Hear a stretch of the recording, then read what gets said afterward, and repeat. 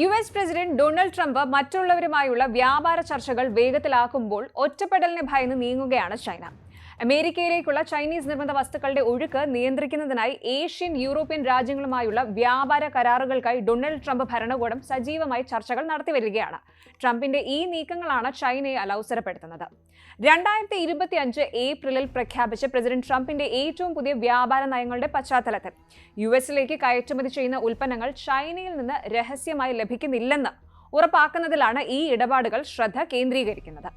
ആഗോള വിതരണ ശൃംഖലകൾ പുനർനിർമ്മിക്കുക, ചൈനീസ് സ്ഥാപനങ്ങളെ ഒഴിവാക്കി വിശ്വസനീയമായ ശൃംഖലകൾ സൃഷ്ടിക്കുക എന്നിവയാണ് കരാറുകളുടെ ലക്ഷ്യവും. ഇത് വ്യാപാര തടസ്സങ്ങളെയും അതുപോലെ തന്നെ ബെയ്ജിംഗിൽ നിന്നുള്ള പ്രതികാര നടപടികളെയും കുറിച്ചുള്ള ആശങ്കകൾ ഉയർത്തിയിട്ടുണ്ട്. ചൈനീസ് വസ്തുക്കളുടെ ഒഴുക്ക് നിയന്ത്രിക്കുന്ന ശ്രമങ്ങളിൽ വിയറ്റ്നാം, തായ്ലൻഡ്, ദക്ഷിണ കൊറിയ തുടങ്ങിയ രാജ്യങ്ങളാണ് മുൻപന്തിയിലുള്ളത്. അമേരിക്കൻ തീരുവകൾ ഒഴിവാക്കാൻ ചൈനീസ് ഉൽപ്പന്നങ്ങൾ അവരുടെ അതിർത്തികളിലൂടെ കടന്നു പോകുന്നില്ല, അല്ലെങ്കിൽ അത് തടയാൻ അവർ കർശന നിയന്ത്രണങ്ങൾ ഏർപ്പെടുത്തിയിട്ടുണ്ട്. ഉദാഹരണത്തിന്, ചില കമ്പനികൾ ചൈനീസ് ഉൽപ്പന്നങ്ങൾ പ്രാദേശികമായി നിർമ്മിച്ചതാണെന്ന് വരുത്തി തീർക്കാൻ ശ്രമിക്കുന്നു. ഈ രാജ്യങ്ങളിൽ അവ വളരെ കുറച്ചു മാത്രമേ സംസ്കരിക്കുന്നുള്ളൂ. ഈ ഒരു രീതിയെയാണ് ട്രാൻസ്ഷിപ്മെന്റ് എന്ന് പറയുന്നത്. ഇത് പ്രതിരോധിക്കാൻ വിയറ്റ്നാം യുഎസുമായി ചേർന്ന് ഒരു ടിയേർഡ് താരിഫ് സ്ട്രക്ചറിന് സമ്മതിച്ചിട്ടുണ്ട്.